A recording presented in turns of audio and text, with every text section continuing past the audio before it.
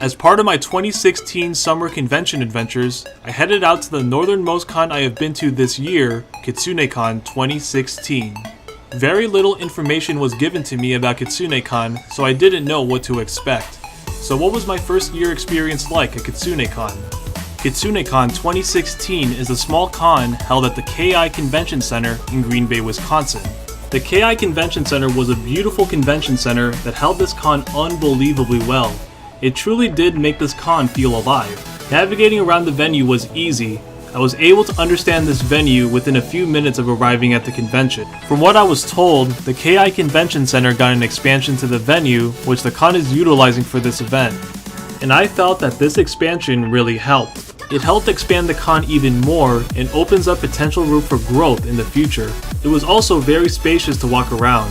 I never had issues with crowding throughout my entire experience at this location. One of the best things about this location is that if you park in the parking garage across the street from the convention center, it's free after 6 p.m. on Friday and free all day on Saturday and Sunday. Another great thing about this location is the concession stand put on by the con's hotel. Prices for food at this concession stand are very affordable. For other cons I have been to, food can get very expensive, but that's not a problem here at Kitsune Kon. Friday's registration was flawless when I arrived. I was able to get my pre-registered badge very easily, and the friend I was with, who registered at the door, was able to get his badge easily as well. I checked out the guidebook, and I have to say, it was a very well laid out guidebook.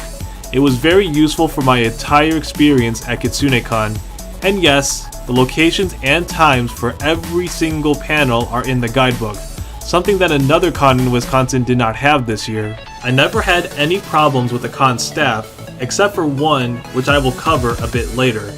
The staff I dealt with at Kitsune Kon were all very nice and friendly, and were very helpful for my experience. One of the biggest highlights of Kitsune Kon this year was their guest list. Kitsune Kon had a very unique lineup of guests, with guests you can only find at Kitsune Kon compared to other cons in the Midwest.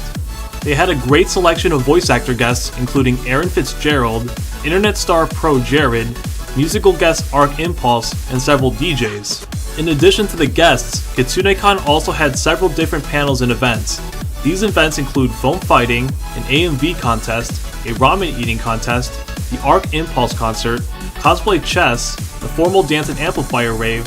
I'm not even done, but you get the idea. There's a lot of them. Kitsune Kon also had a really nice dealer's hall. Now people have told me that the dealer's room lacks certain merchandise found at other cons such as wall scrolls, but I found the dealer's room to be very decent overall. But what sold me the most at this dealer's hall was the artist alley. It was an incredible artist alley.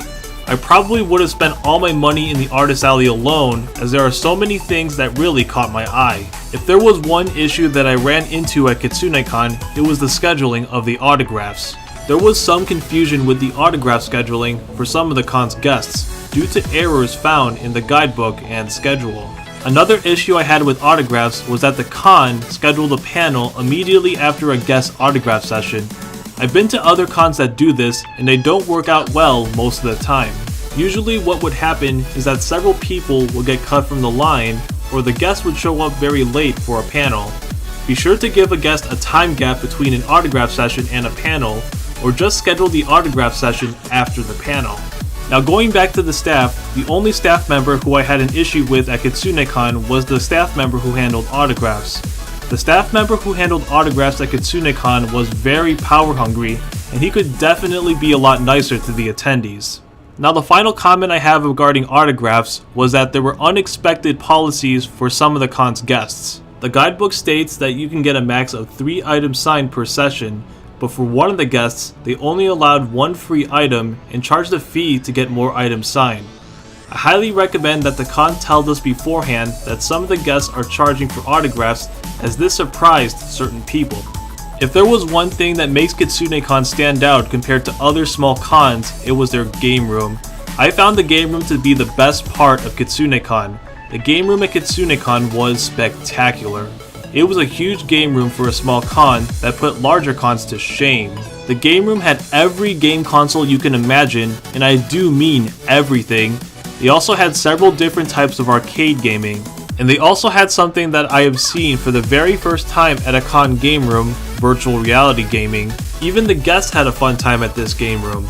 In addition to tournaments, the game room also had an event where you can play video games against some of the con's guests. If you plan on going to Kitsune Kon, then you must check out their game room. You can spend hours upon hours of time in the game room alone.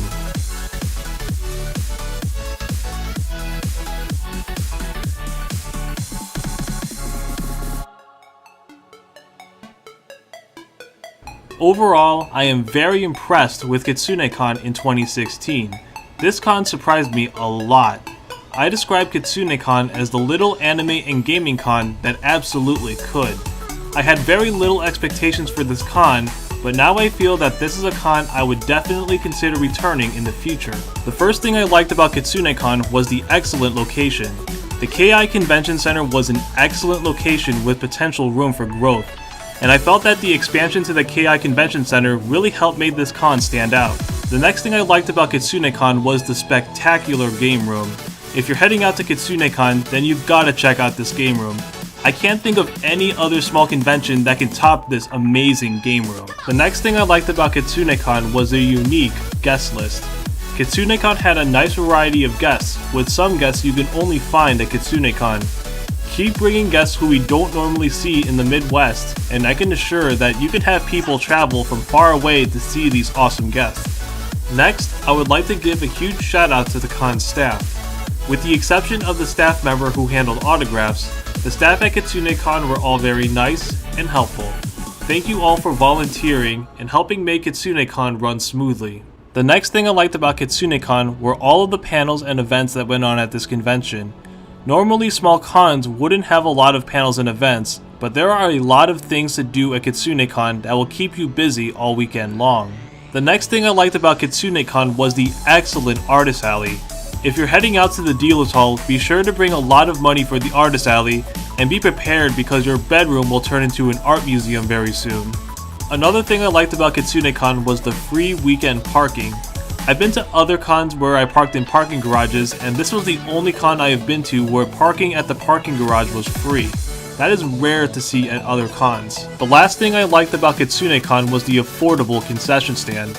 Normally at other cons, I would avoid the concession stand because of their overpriced food, but at Kitsune Kon, food didn't cost an arm and a leg and was very accessible to all attendees. The one and only thing I disliked about Kitsune Kon was the scheduling of the autographs. Please make sure for next year that autographs are scheduled properly in the main guidebook, and to not schedule a guest panel immediately after their autograph session. Kitsune Kon 2016 is one of the best small cons of 2016, and is recommended for any anime and gaming fan living out in Wisconsin or close to Green Bay. It truly was the dark horse of conventions. I am very confident that this con has a bright future ahead. I urge everyone living around this area to check out this event and get ready to game on all weekend long. As a small con, on a scale of 1 to 10, I give Kitsune Kon 2016 a well-deserved 9 out of 10. I truly believe that 2016 was the year that Kitsune Kon shined bright.